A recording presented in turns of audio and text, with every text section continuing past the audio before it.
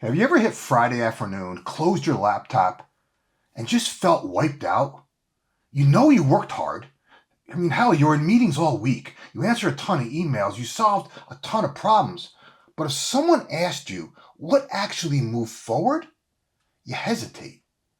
And that feeling, that subtle frustration, that's the productivity trap no one talks about. It's not that you're lazy. It's not that you lack discipline.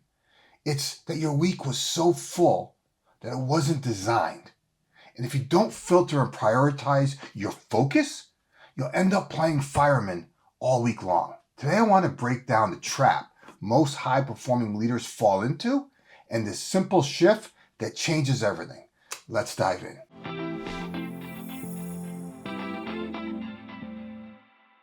Let me tell you what I see all the time in high-performing companies. The leaders aren't weak. They're not underqualified. They're not slacking. They just spend all their time reacting. And the higher you rise in a business, the more dangerous that becomes. As a senior leader, your job isn't to complete tasks anymore. It's to make decisions, to create clarity, to move the right things forward. But when you look at most executive calendars, they're stacked with back-to-back meetings. There's no white space, no thinking time. Requests come in, fire drills pop up, Slack or team messages fight for your attention, emails multiply, and without even realizing it, you fall into the productivity trap. On the surface, you feel productive, but underneath, there's no declared outcome the week was meant to produce. So what do most leaders do when there's no clear structure? They actually push harder, right? They squeeze more in. They stay busy. But hard work doesn't guarantee impact. Design does. Here's the uncomfortable truth. A full calendar feels safe. When every hour is booked, you don't have to question whether you're doing enough, right? You're exhausted, so it must count, right? Busy gives you a hit of adrenaline, a fake feeling of accomplishment. You cleared emails, you attended meetings, you responded really fast. But speed isn't the same as direction. See, busy reacts, impact decides. Busy handles what shows up. Impact protects what matters. And when you don't deliberately design your week around outcomes, you default to managing whatever is screaming the loudest. And loud almost never equals important. The real cost of being in a constant reactive state is not just lost time, it's lost clarity. And once clarity erodes, momentum follows. Let me show you the shift that changes this fast. I work with an executive who was constantly buried. Smart dude, extremely driven, high ownership qualities. But every Friday he felt behind. So he changed one thing. Instead of starting Monday morning by reviewing his to-do list, he started with one question. What will be different by Friday? Not what will I complete, not what meetings do I have. What will actually change this week? See, that question forces you to think in outcomes, not activity. Then we layered in 3 filters. The first was, what are the top outcomes that must move this week? Second, what conversations will unlock those outcomes? And third, what doesn't deserve my attention right now? That third one, that's where leaders struggle because everything feels important and when you're in it, especially when you're in it. But if it doesn't connect to a declared outcome, it doesn't automatically earn time on your calendar. See, this wasn't about working less. It was about doing fewer things that actually matter more. And within a few weeks, the shift became obvious. His meetings got shorter, decisions got clearer, his energy improved, the noise didn't disappear, but it stopped running his week because his week was designed before urgency had a chance to design it instead. Here's the part most leaders underestimate. This isn't about productivity.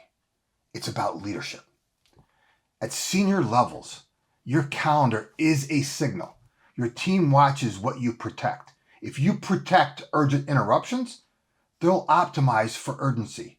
If you protect strategic outcomes, they'll optimize for progress. You just don't manage your time.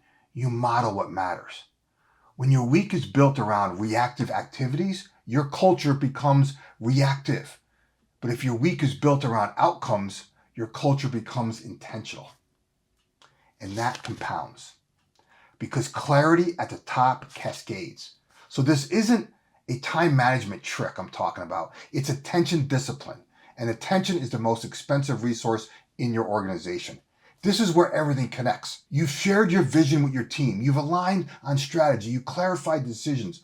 But if your week isn't structured to support those outcomes, momentum fades. Not all at once, quietly, through distraction. Nothing feels broken. There's no big crisis, just slow erosion. And that's what makes it dangerous. High impact leaders don't start the week asking, what do I have to get through? They start by deciding what must move.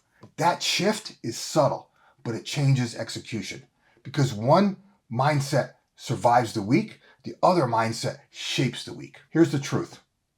Leaders don't manage time, they manage focus. And when you don't decide where your focus goes, your week decides for you. Usually by urgency, usually by noise, usually by someone else's priorities. So before Monday hits, ask yourself, what outcome am I willing to protect this week? Not what will I attempt, not what will I juggle, what will I protect? Because whatever you protect moves forward, and whatever you don't gets replaced by something busy. You can be exhausted every Friday, or you can move something forward that actually matters. That choice gets made before the week starts. If you're ready to elevate your leadership brand, influence, and impact, I got something for you. Download my free ebook, The CEO Shift. Empower your leaders to think like entrepreneurs and lead like owners. Inside, I'll walk you through how to elevate your leadership, how to drive alignment, and how to build a high-performance team that truly owns the mission. If you're not quite ready for that yet, that's cool. Then let me send you a signed copy of my book, Freedom to Experiment. It's about reigniting your energy, sharpening focus, and building momentum that lasts. I'll cover the cost of the book. All I ask is you handle shipping. Hit the link in the description, and we'll take care of the rest. If this message hit home, here's how you can help others find it too.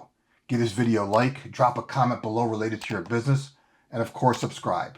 Because every week, I share strategies to help you and your team embrace change, focus your efforts, and accelerate results. Remember this, you're just one idea away. I'll see you in the next video.